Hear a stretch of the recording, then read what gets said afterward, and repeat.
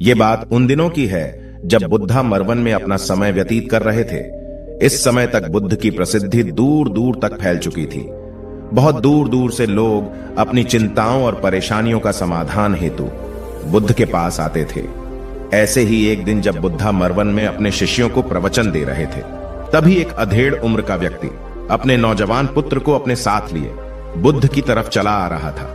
जब यह प्रवचन स्थल के पास पहुंच गए तो बुद्ध ने एक नजर उन पर डाली और इशारे से बैठने के लिए कहा।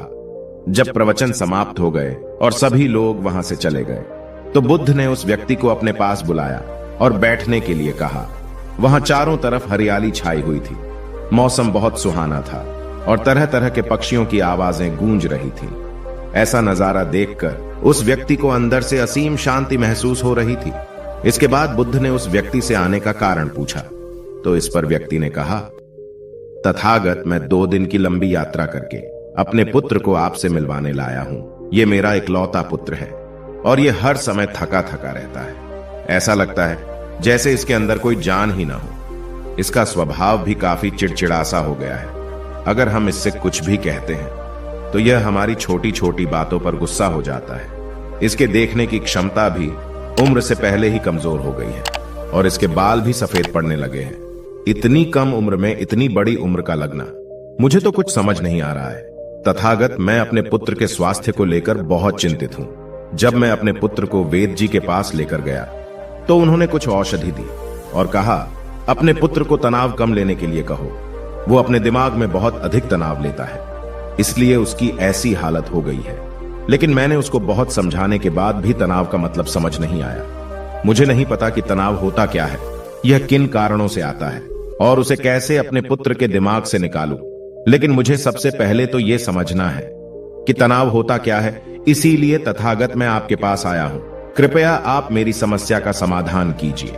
यह सुन बुद्ध उसके पुत्र को बड़े ध्यान से देखते हैं। उसके चेहरे को देखते हैं, उसकी आंखों को देखते हैं और फिर उसके हाथों की नब्ज को भी देखते हैं। यह सारी विधि करने के पश्चात बुद्ध उस व्यक्ति से कहते हैं कि तनाव लेना तो कोई नहीं चाहता, लेकिन फिर भी यह तनाव लोगों के दिमाग को दीमक की तरह पकड़ लेता है और व्यक्ति जान भी नहीं पाता है कि वह तनाव में जी रहा है।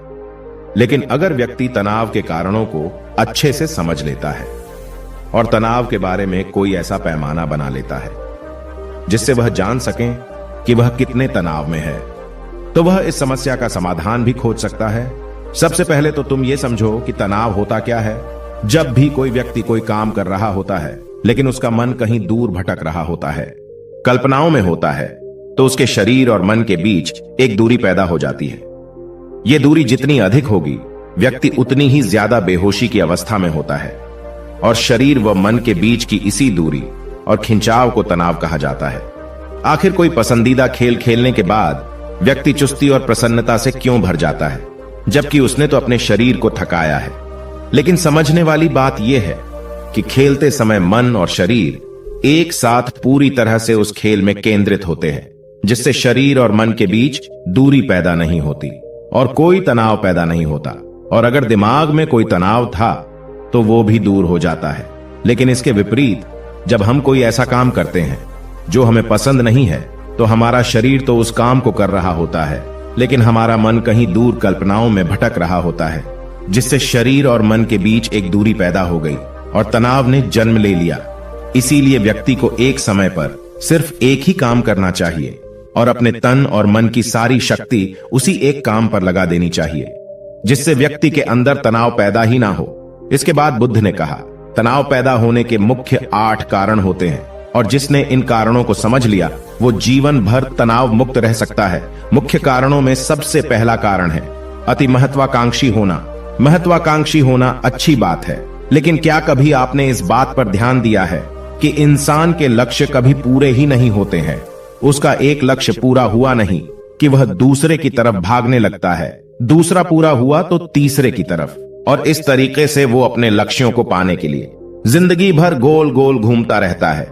इसीलिए जो व्यक्ति अति महत्वाकांक्षी होता है, जिसने बड़े बड़े लक्ष्य बनाए होते हैं, वह वर्तमान में कभी रह नहीं पाता है। उसका मन सदैव भविष्य की योजनाएं बनाने में ही व्यस्त रहता है। उसका शरीर तो वर्तमान में रहता है, लेकिन मन भविष्य में ही रहता है। जिससे मन और शरीर के बीच दूरी पैदा हो जाती है और वह तनाव भरी जिंदगी जीने लगता है। बुद्ध के मुंह से यह बात सुन उस लड़के ने कहा, है बुद्ध, तो फिर इसका मतलब है कि हमें लक्ष्य नहीं बनाना चाहिए, क्योंकि लक्ष्य बनाना भी तो महत्वाकांक्षा ही है। इस पर बुद्ध ने कहा, जीवन में लक्ष्य बनाना कोई गलत बात नहीं है, लेकिन समस्या तब उत्पन्न होती है जब वो अपना पूरा ध्यान उस लक्ष्य से मिलने वाले परिणाम पर ही लगा देते हैं और उसके परिणाम की चिंता करते रहते हैं। व्यक्ति को वर्तमान में जीना आना चाहिए।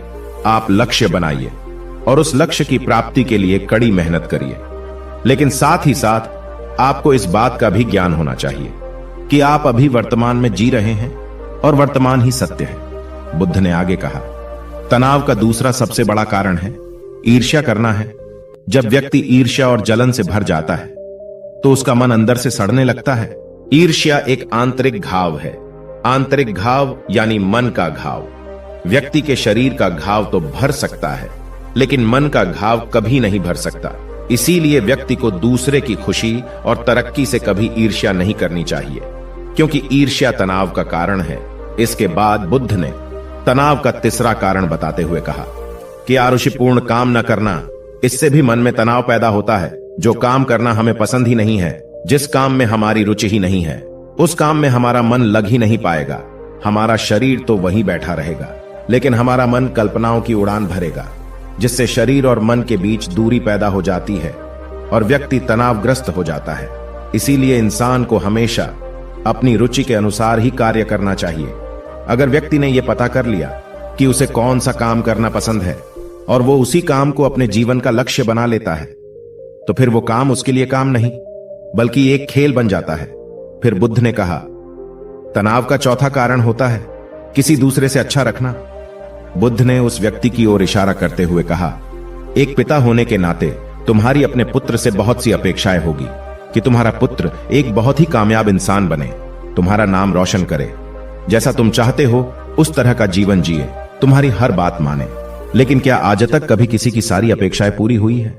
जब भी कोई व्यक्ति किसी दूसरे से कोई अपेक्षा रखने लगता है तो वो अनजाने में अपने लिए तनाव पैदा करने लगता है। जरा सोचो कि अगर तुम्हारा बेटा तुम्हारे अनुसार काम नहीं कर रहा है और वो नहीं बन पा रहा है जो तुम उसे बनाना चाहते हो, तो निश्चित रूप से तुम्हारे दिमाग को तनाव तुम्हें पकड़ लेगा।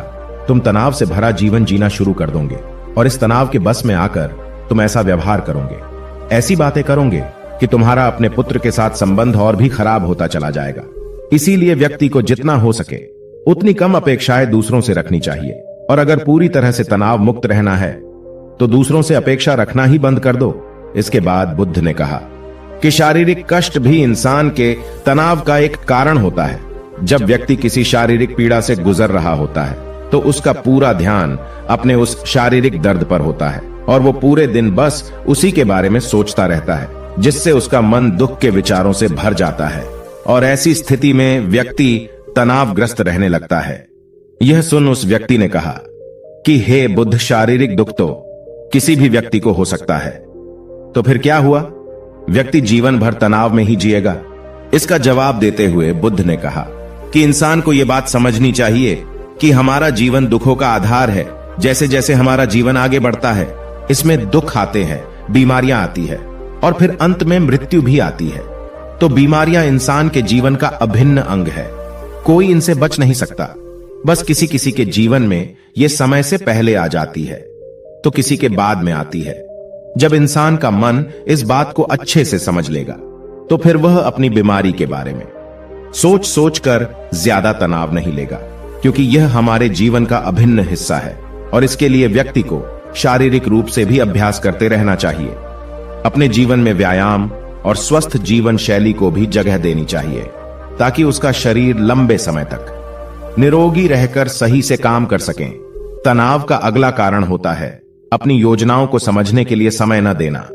कुछ लोगों के दिमाग में कोई विचार आया ही नहीं कि वो बिना सोचे समझे उस पर काम करना शुरू कर देते हैं, और जब उस काम में उन्हें असफलता मिलती है तो वह तनाव से भर जाते हैं, क्योंकि उन्होंने उस काम को शुरू करने से पहले उसके बारे में पूरी जानकारी इकट्ठा नहीं की थी। इंसान को कोई भी काम शुरू